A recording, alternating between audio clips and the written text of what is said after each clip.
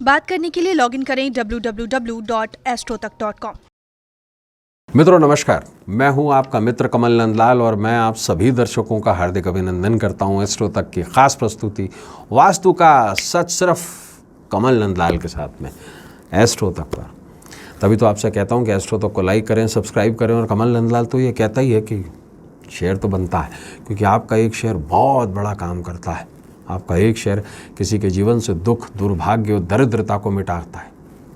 आपका एक शेयर किसी के जीवन में सुख, समृद्धि और सौभाग्य लेकर आता है। आपका एक शेयर कितने बड़े पुण्य का काम करता है। आपका एक शेयर। इसलिए तो आपसे कहता हूँ, कमल नंदलाल तो यही कहता है कि शेयर तो बनता है, इसलिए शेयर ज़रूर करें। और ख़ास बात कि अगर आप मेरी सेवाएं लेना चाहते हैं, आपकी कुंडली दिखाना चाहते हैं, कुंडली का विश्लेषण करवाना चाहते हैं, कोई कुंडली दिखाकर अपने जन्म पत्रिका दिखाकर अपने कुछ प्रश्न पूछना चाहते हैं, या अपने घर का वास्तु दिखाना चाहते हैं, ऑफिस का, इंडस्ट्री का वास्तु दिखाना चाहते हैं, या किसी बहुत बड़ी समस्या में फंसे हुए हैं जिसका सरल समाधान चाहते हैं, तो क्या करें आप सीधा हमारी वेबसाइट पे आ जाइए, www.astrotak.com पर आइए, सीधा मेरे प्रोफाइल पर जाइए और वहीं से ही सर्वे सेलेक्ट करके मुझे कॉल मिला लीजिए। मैं आपके कॉल का इंतज़ार कर रहा हूँ। तो चलिए अब बढ़ते हैं आगे और वास्तु का सच में अब डिस्कस करेंगे आज के विषय पर। मित्रों, आज हम एक बहुत ही ख़ास और बहुत ही इंटरेस्टिंग टॉपिक डिस्कस करने जा रहे हैं। क्या आप ये जानते हैं वास्तु की एक गलती बढ़ा सकती है आपके दुश्मन? सही सुन रहे हैं आप। तो वास्तु की गलती, ये गलतियाँ कहूँगा, ये बढ़ा सकती हैं आपके दुश्मनों की संख्या। सही सुन रहे हैं आप। आइए इस बारे में थोड़ा सा जानते हैं। देखिए, वास्तु हर किसी पर विद्यमान है और यूजुअली क्या होता है, हम अपने घर को सजाते संवारते भी हैं, लेकिन कभी कभी हमसे कुछ ऐसी गलतियां हो जाती हैं जिसकी वजह से दुश्मन बढ़ जाते हैं। और स्पेशली दीवार के सहारे बेल और लताओं को अगर हम चढ़ा दिया तो वास्तु विज्ञान ये कहता है कि आप अपने शत्रुओं की संख्या बढ़ा रहे हैं। ये जो बेल है ना, ये शत्रुओं को बढ़ा देगी। वास्तु शास्त्र की अगर हम बात करें तो घर की दीवारों के सहारे जो बेल और लताएं चढ़ती हैं वो धीरे धीरे करके आपके शत्रुओं को बलवान कर देती है और आपको नुकसान पहुंचाती है। बेल और लताओं को घर के मुख्य द्वार पर लगाना भी वास्तुशास्त्र के अनुसार फलदायी नहीं माना जाता है। ऐसे में मैं आपको शास्त्र का एक रेफरेंस देता हूँ। देखिए, मत्स्य पुराण हमारा एक शास्त्र है, मत्स्य पुराण। और मत्स्य पुराण जो है वो, उसमें एक ऐसा उल्लेख मिलता है कि बेल और लताओं पर शुक्र का प्रभाव होता है। ठीक है ना।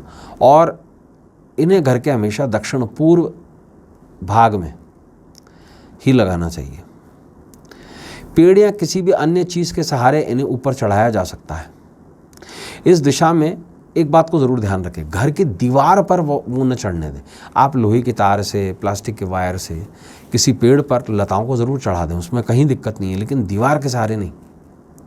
हाँ, दीवार पर अगर कीलें लगी हुई हो, जाल लगा हुआ हो, उसके सहारे ज़रूर चढ़ा सकते हैं। भले ही इस में सुगंधित फूल लगाए जा सकते हैं, कई ऐसे भी आते हैं, और इनका कारक शुक्र भी होता है। हरा भरा तो रहता ही ये क्षेत्र, लेकिन इसे दीवार पर ना चढ़ाएं। क्रीपर का मतलब होता है जौंक की तरह चढ़ने वाले, इन्हें कभी भी दीवार के सहारे नहीं चढ़ाना चाहिए।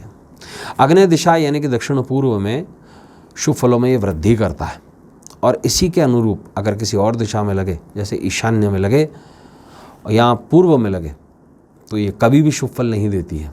इस बात का बिल्कुल ध्यान दिया जाए।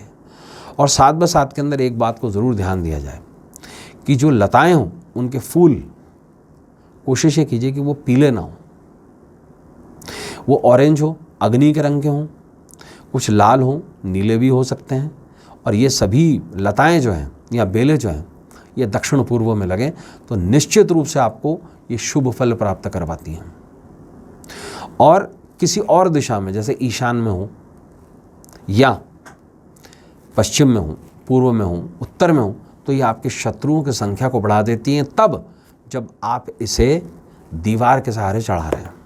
इजाज़त दीजिए अब कल वास्तु का सच में आपसे फिर मुलाकात होगी एक नए विषय को लेकर, जहां हम वास्तु के माध्यम से करेंगे आपकी समस्या का समाधान और वास्तु के माध्यम से ही देंगे आपकी समस्या के समाधान का जवाब भी।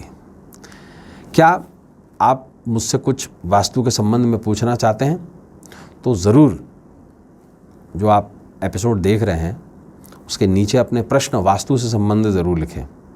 मैं कोशिश करूंगा कि उन सवालों को मैं एपिसोड में शामिल कर सकूं।